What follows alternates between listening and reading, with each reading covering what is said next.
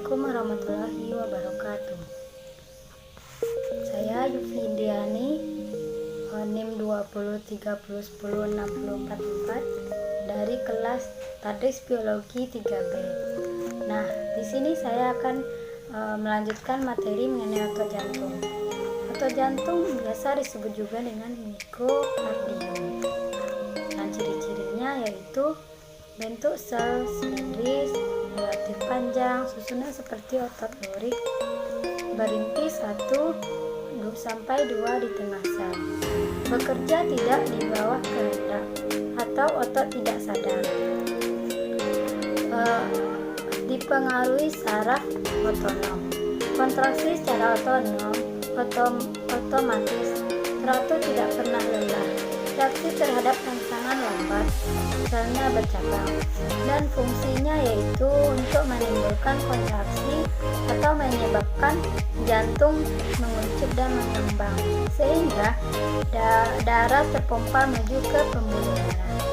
Otot jantung terletak pada dinding jantung. Selanjutnya yaitu jaringan saraf. Jaringan saraf dibedakan atas 3 sistem, yaitu sistem saraf pusat atau otak dan sumsum tulang belakang. Yang kedua, sistem saraf tepi atau porifera. Yang ketiga, saraf sistem otonom. Jaringan saraf juga dibangun oleh elemen-elemen, yaitu elemen sesungguhnya oktodermain, yaitu penghantar impuls. Yang kedua yaitu sel jaringan interstitial atau ektoderm yang fungsinya sebagai penyokong sel saraf. Ketiga, jaringan ikat biasa atau mesodermal. Nah, ada juga neuron. Neuron sel saraf terdiri dari suatu badan sel saraf yang dapat berbentuk bulat, lonjong atau piramid. Inti biasanya besar, jumlahnya dapat 1 atau 2. Letak inti di tengah badan sel saraf. Pada keadaan kepala patologis, letaknya dapat eksentris. Badan sel saraf ini disebut perikarion. Uluran sitoplasma yang pendek bercabang-cabang disebut dendrit. Jumlahnya juga banyak. Uluran sitoplasma yang panjang disebut akson. Adapun macam-macam tipe dari neuron yaitu neuron multipolar merupakan tipe neuron yang paling umum. Yang kedua, neuron bipolar dapat dijumpai pada ganglion telinga dalam dan retina pada mata. Yang ketiga, neuron unipolar dapat dijumpai pada neuron yang membangun ganglion cerebrospinal. Kadang-kadang disebut pula neuron pseudo unipolar. Selanjutnya, akson. Akson pada mungkin terdapat cabang-cabang yang tegak lurus disebut cabang kolateral. Akson diliputi juga dengan 2 macam seludang, yaitu seludang mielin. Seludang mielin dibangun oleh zat-zat kompleks, misalnya kolesterol, fosfolipid, dan macam-macam serebrosida. Seludang mielin tidak kontinu tetapi terputus-putus oleh leku yang disebut leku Ranvier. Yang kedua, seludang neurilema disebut juga dengan seludang Schwann.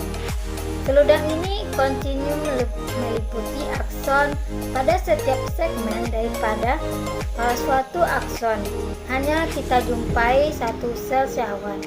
Jadi merupakan suatu seludang yang hidup.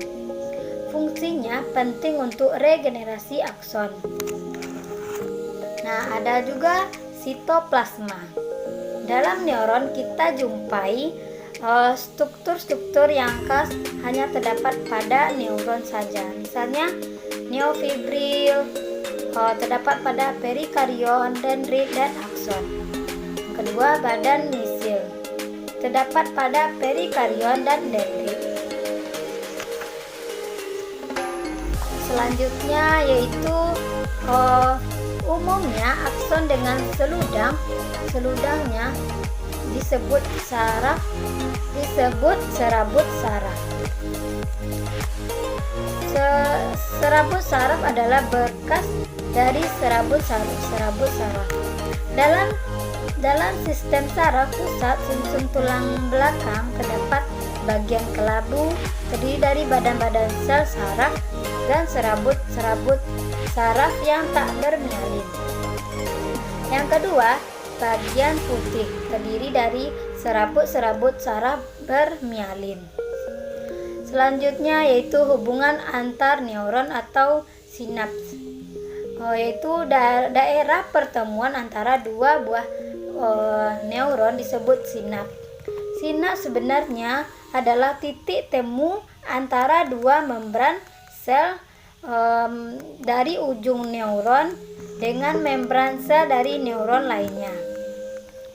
Kedua, macam-macam sinaps itu terbagi atas 3, yaitu sinaps aksomatik yang hubungannya terdapat antara ujung akson dengan badan saraf yang lain. Yang kedua, sinaps aksodendritik, hubungan terdapat antara ujung akson dengan dendrit. Yang ketiga, sinaps aksoaksonik dan sinaps dendrodendritik. Kedua sinaps ini agak jarang. Selanjutnya itu penghantar impuls. Impuls selalu berjalan dari arah dendrit menuju ke perikarion atau badan sel saraf atau akson. Selanjutnya itu membran plasma. Jalannya impuls ditandai oleh perubahan permeabilitas membran sel sebagai akibat dari keluarnya ion K+ dan masuknya ion Na+. Selanjutnya jaringan ikat saraf terbagi, ada juga neogrolia merupakan jaringan ikat endothelial yang terdapat pada sistem saraf pusat, yaitu otak dan sumsum tulang belakang. Berdasarkan uluran sitoplasmanya kita bedakan dalam astrosit sitoplasma atau protoplasma, astrosit serabut, oligodendrosit, mikroglia. Astrosit sitoplasma, uluran sitoplasmanya banyak dan bercabang-cabang, berperan untuk mengambil nutrisi terutama terdapat pada bagian kelabu dari saraf. Selanjutnya, astrosit serabut mempunyai uluran sitoplasma yang lebih sedikit. Nah, selanjutnya fungsinya juga sebagai jaringan penyokong dari otot maupun sumsum tulang belakang. Yang ketiga, neurilema adalah sel syahwat yang membungkus serabut saraf periferal. Ada juga akhir-akhir saraf terbagi atas 2, yaitu akhir serabut saraf eferan somatis dan akhir serabut saraf eferan visceral. Selanjutnya yaitu reseptor. Reseptor adalah bagian dari tubuh yang dapat menerima rangsangan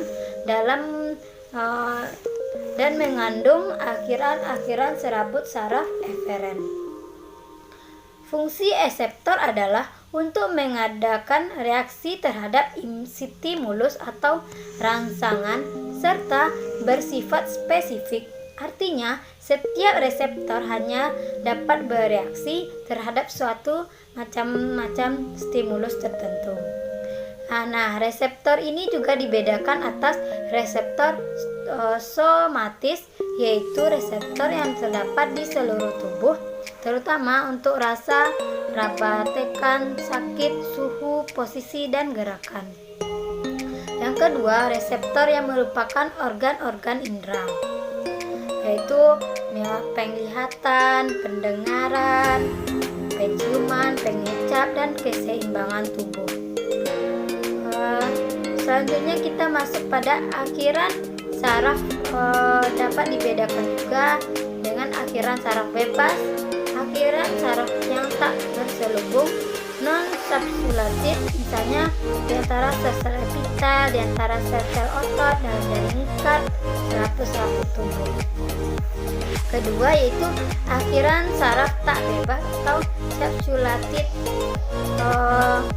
Macam-macamnya juga ada, yaitu ujung-ujung dari percabangan saraf eferen yang dilapisi oleh seludang-seludang, termasuk padanya badan misioner terdapat pada lapisan submukosa dalam sistem pencernaan makanan.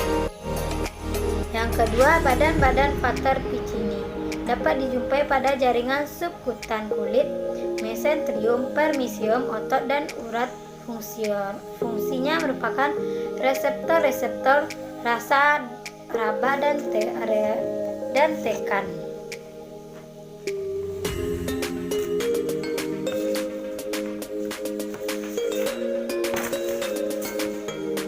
Nah, selanjutnya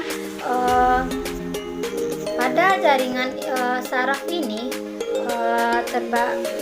ada sistemnya, yaitu dendrit. Dendrit menerima rangsangan dari reseptor dan akan diteruskan menuju sel. Nah, selanjutnya itu badan sel meneruskan rangsangan dari dendrit menuju akson. Dan juga ada nukleus mengatur aktivitas dari seluruh badan. Yang selanjutnya itu akson atau neurit, merupakan serabut yang panjang untuk meneruskan rangsangan baik yang ke yang lain ataupun ke otot. Nah, yang selanjutnya terminal sinapsis. Sinapsis tempat meneruskan impuls atau rangsangan. Selanjutnya yang paling ujung seludang mielin untuk melindungi dan sebagai nutrisi, merupakan perluasan dari membran sel. Nah, mungkin hanya itu materi yang dapat saya sampaikan. Jika ada salah kata, saya mohon maaf. Saya sudah dengan wassalamualaikum warahmatullahi wabarakatuh.